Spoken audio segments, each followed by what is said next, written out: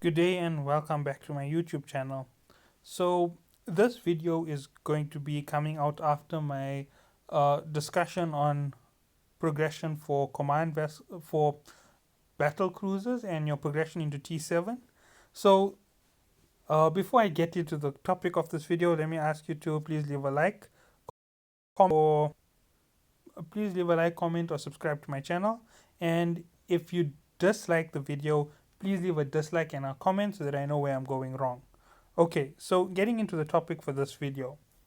This video's topic is going to bridge straight into the whole progression into T7 because T7 is the hot topic at the moment and it's something that we have to think of very carefully. So, purchasing of gear for your T7 vessels. Now, in T7, there are going to be two options for going in instantly in the start: the opening of cruiser support vessels, and the second is going to be the opening for battle cruiser type vessels. Now, a lot of people think that just running a battle cruiser will make them a stronger commander, but that's not true, and that doesn't hold true for everybody who plays the game. So, here's what I am going to actually discuss in terms of your progression. If you are deciding you have a good corp, you are fleeting a lot, and you don't have, how should I put it? You don't have the firepower, or you don't have the time to keep purchasing gear and using high end gear all the time. You can run in a fleet as a support cruiser. Now the advantage of having a cruiser over a destroyer is the slight amount of extra capacitor that you have. But remember that capacitor gain goes up slightly, and the amount of capacitor you use with each weapon gets heavier and heavier as you go into a bigger ship. So right now, as you're jumping into T7, you can think about doing a T7 cruiser support vessel. Right now, destroyers were our support vessels, and they ran very efficiently in support compared to a battle cruiser. And now with the introduction of Executor and the other T7 support vessels, you have that opportunity to, like the Osprey. The Osprey is a shield support vessel. If you're running an Executor and a Osprey in your support roles, you can actually have a fleet that never ever runs out of shield or armor, and everybody in your fleet will be totally guarded, and y'all can make two battle cruisers infinitely powerful compared to an entire fleet of battle cruisers against them. And that's the advantage of running these ships, and that's at the cruiser level. Obviously, if you're going to run cruisers with cruisers, it's going to be way more efficient. Running something like a Mauler will be a lot better than running the battle cruiser. Okay, so moving on with your progression, what should you be looking for? What should you be doing? Where should you be playing? And how much should you have in terms of ISK moving forward into T7? Now, in T6, you should be making on average about 300 million ISK a week. Whether it's being spent to repair the damages to your vessel or not doesn't make a difference.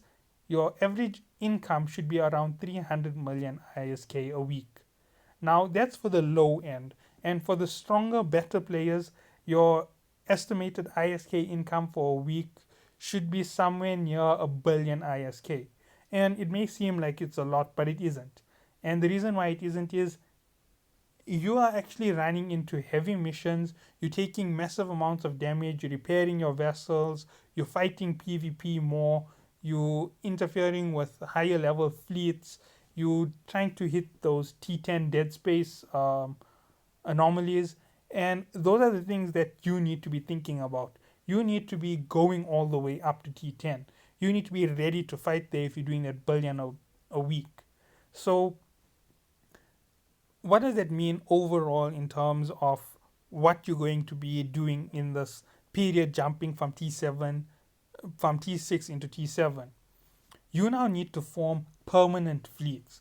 Permanent fleets are fleets of people who are always together, playing and moving about in that manner. So, example, I'm part of a corp, And everybody knows that I don't run the strongest vessels. And they know that I'm a team player in the sense that if they tell me to stop taking the front and holding aggro, I'll drop back and I'll stop taking the aggro from other players. If a player needs to jump out and they need some time, I'll take the aggro, then I'll jump out so they can get the aggro back because they have a tank, I don't. So basically, those things, you see, now you know your players, you know where they're going to play. So you can now set up teams with the correct type of formats. And when it comes to the right format for a team, let's say that you're a T7 team, you're buying T7 ships because you can already purchase them from the industry players who have reached T7. You've decided you're going to be running a battle cruiser. You're still in T6, you may be 150 hours or 20 hours away from breaking to the next level. So you decide, I'm going to purchase the battle cruiser now, and I'm going to start getting all my fittings ready and installing my fittings on the ship. Even though you're installing your fittings, you can't take the ship out and fly it.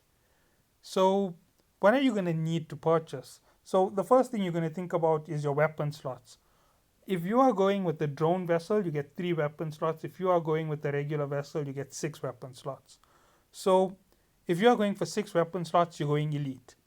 And the other catch with these vessels is you don't have any research on them. So using them the moment you break into T7, as I've explained before, is not a good idea.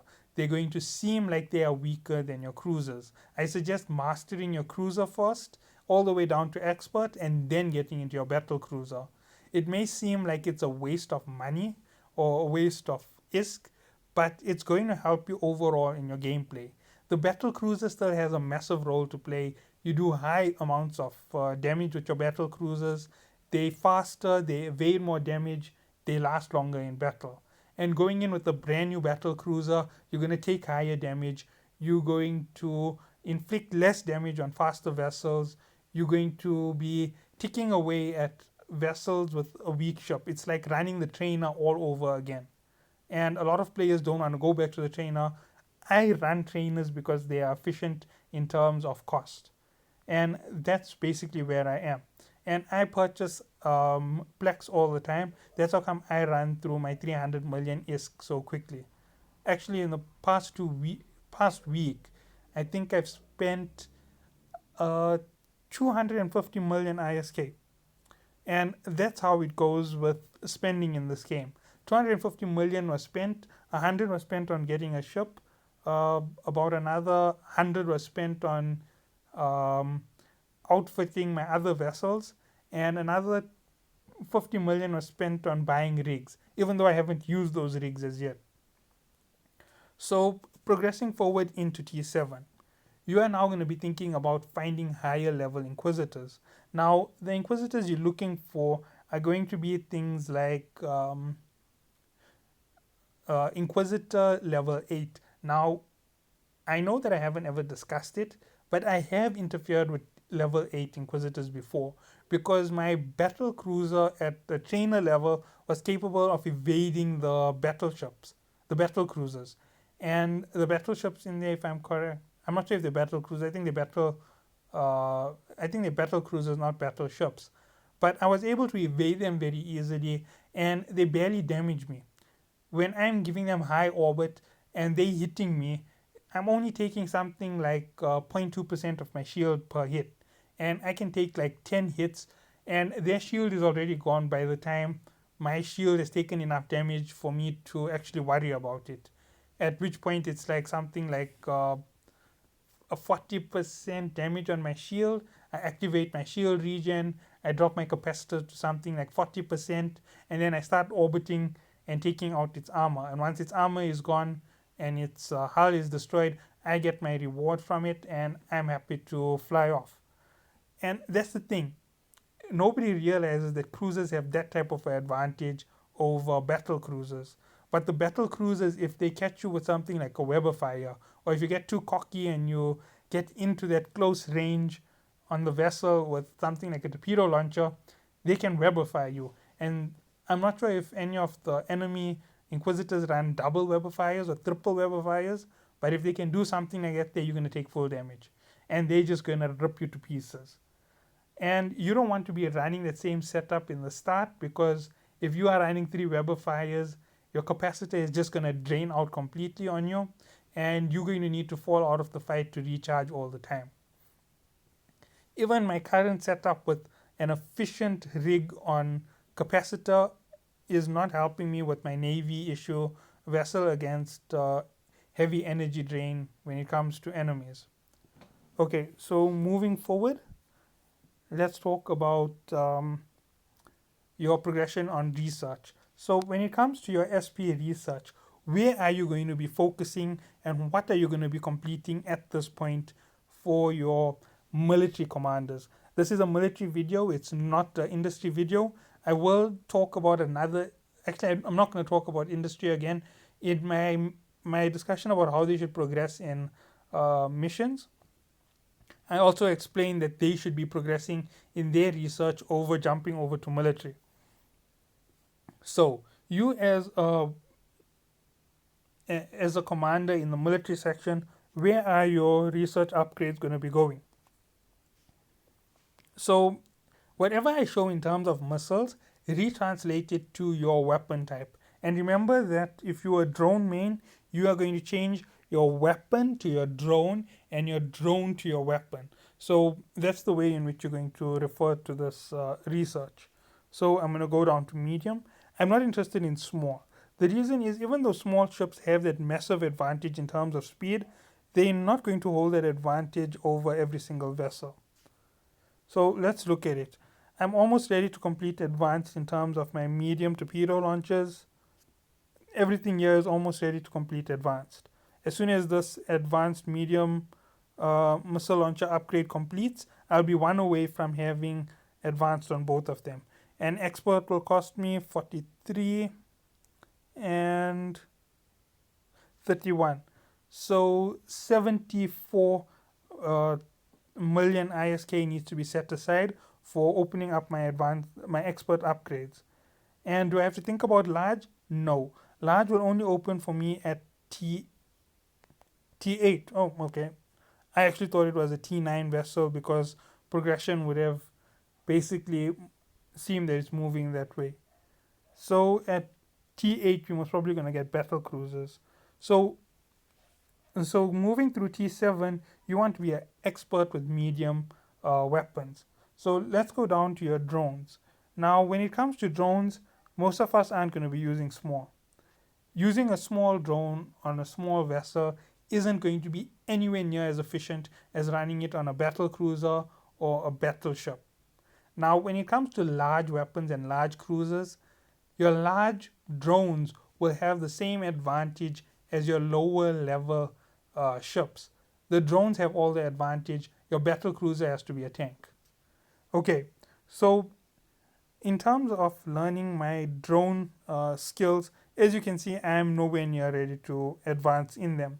So as I advance into T7, I am going to be completing my expert missile launchers, medium missile launcher upgrade, and standard research, and that's going to be where I'm going to be ending. I'm going to be entering into the expert level on those. But once I am done with that, I am going to complete my medium drone research, and I'm going to complete it all the way till expert as well. And I should have enough time, considering that it's going to take us 1.5 months to complete all this research. It's going to take us 1.5 months to break into T8 if we're moving at max SP gain. So looking at it in this way, you already know where you are. So if you were a drone commander, obviously, as I said, you swap it around. You should be reaching expert right now. You should be opening expert by the end of this T7. By the end of T6, the moment you enter into T7, your expert should be learned. Or you should be starting with your first few research upgrades there. Moving on to electronics, your engineering. Now, I am slacking in engineering majorly. I should have already completed this, and I should be already into advanced engineering, at least at T4. This is also going to have to be completed in T8, but I am behind on where I am because I learned incorrectly into industry. Okay, electronic warfare. Now, for all of you running Webifiers and running Warp Disruptors, this is for you. This is a PvP tab basically. You need to learn all of these tabs and you need to make sure that you have them to mastery. Target management, all of us should have the first one completely mastered. By the end of T7, the second one should be completely mastered and expert should be open. It doesn't need to be learned far up. The first two should be learned by the end of T7. If you aren't that far in, you are falling behind and you are going to fall out of compatibility with other players. And let me show you why. It gives you another 2 max targets locked. It increases your resolution. It increases your target range. Sorry about that, my voice is getting a bit hoarse again. Okay, your shield operation. Now, this is for the tank players. I'm a tank player, that's how come I have already completed the first. As you can see, all of my tanking operations are reaching the point where I'm ready to increase to a max level and learn the expert options again. They should be in the same range as my medium missile launchers. Okay, they're in the same range, they're not the exact same cost. And last but not least, if you are going to go for an armor tanker, remember you have to learn that skill properly and you have to remember to jump out of that fight when your armor reaches 35%, because you need to make sure that you don't lose all your armor and go into your hull. So here's it, defense technology. As you can see, I have completed my cruiser standard defense and I am heading on to advanced. That means my next step is to open the expert and start doing this. This is also part of my T8 level research. All of these pieces of research should be reaching the end by the time my T8 reaches its end. If I'm moving at full speed, as I'm saying, you're not going to get that full usage out of your time. You are going to fall short slightly, you're going to lose out on some research, and provided that they give us enough SP in the next daily login set, which is coming tomorrow. If this video launches before the maintenance, then it's coming tomorrow. If it launches after maintenance, then it just came in. So that's what we are getting with this next one. So we can use that free SP to boost us up to get to that expert level, to be ready to go through and wreck through the next level of fighting. And let's see, cruise technology. Okay, now this is ship command. For all of you who haven't completed your basic command, I'm also behind here. My advanced command should have been already 1 up, and I should be ready to make it advanced, completed in the next level, in the next tier. So the moment we enter into T7, there's going to be a lot of advanced research that we need to complete. And that is why I'm saying you should hold off on jumping into your battle cruisers. Because jumping into your battle cruisers right off the back is going to mean that you're going to lose out on that efficiency of the ship that you've been using. Just like those commanders using destroyers and making their destroyers super efficient, you are going to lose out on all of that research just to get into the higher level vessel. And the difference in power between the battle cruiser and the cruiser is not that huge. You can match its firepower very easily with your cruiser, and you do more damage against more opponents with your cruiser than you do with your battle cruiser, because of the speed difference between your cruiser and your battle cruiser, and the lock acquisition and target acquisition, and all of those various settings. Your navigation, this is purely up to where you are going, which type of devices you are using. Engine operation is needed for those who are running warp disruptors, not warp disruptors, warp stabilizers. That means if you are heavily PvE centric in your play, you are going to master this skill as well, so that you can play heavier in PvP. As I'm explaining right now, you most probably already realize there's a difference. PvE players have less to master than PvP players, and that is the exact way that it's been set up, and I don't think that there's anything wrong with that setup in the game. So that's going to be it for where this video goes. And everything that I've explained in this video is from my perspective. And my perspective is just based on the pure numbers and figures in the game. There are other ways to look at it, like the battle cruiser has one extra weapon slot. It benefits from the same weapon research as your cruisers, so you have the same weapon advantages. The only disadvantages you have on your battle cruisers is they don't have the same command bonus and the same defense bonus, and they don't have the engineering bonus, and all of that is affecting it mildly. It's not as bad as it could be, and that is true in a matter of speaking, but it isn't 100% that you are gaining that much more by running through with the battle cruiser. The battle cruiser has a higher capacity. You could possibly run it with one large weapon in place of one of your weapons, and that could be your advantage in battle. But it's not going to help you in terms of where you are right now. It's going to allow you to increase your range slightly with some of them. That's mainly for your drone commanders. For them, running the battle cruiser straight up from the start won't really hurt, because their drone research helps more with the prophecy than the battle cruiser research. And that's going to give them that maximum range. They can use rigs uh, for the drones instead of using uh, how do I explain this? Sorry, they can use drone rigs instead of running around with other rigs on the ship for defense and things like that. There, they can use more structural power to increase their power output, their speed, and that can be their advantage in battle.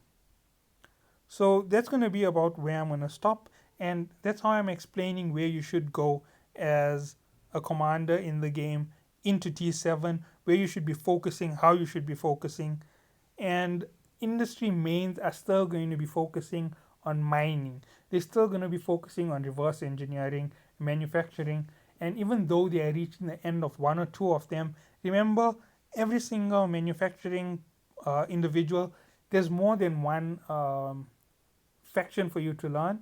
There are three factions and a fourth round of things for you to learn. You should be staying on your side for industry, because if you jump over to military right now, you are going to lose out massively when it comes to advancing forward in terms of keeping up with the higher ISK gains from the bigger players. You might try and focus purely on a cruiser manufacturing and producing support vessels, and that's why you're going into military. But it's still not the best idea, because you should be thinking about getting into the battle cruisers for their support vessels so that you can support the next run. And you should also be thinking about going on to battleships when they come out in T9, getting everything ready, because remember, your principles give you what ships you're going to use, and a lot of commanders are going to run two battle cruisers or two battleships when it comes to how they play. They're going to run one which is completely PvE and one which is PvE PvP friendly. So example, me, I'll run a prophecy and a cyclone, and that's because I want that PvE damage dealer from the drone ship, and I want the PvP PvE balanced ship in terms of my Navy Caracal.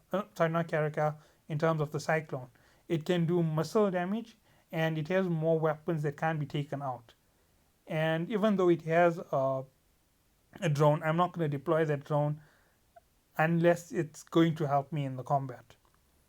Okay, so I've explained where you're going, how you're heading, and why you should be thinking about um, researching in your factions and where you are.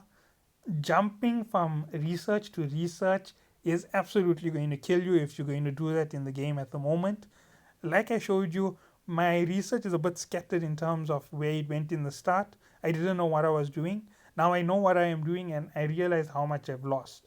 I've lost something like 280 hours worth of research because I focused on planetary development, I focused in industry, and I focused in social science, when all of the time should have been dedicated to my military, and I would have been reaching complete advanced in multiple factions. of technology. So that's going to be it. Thank you for watching.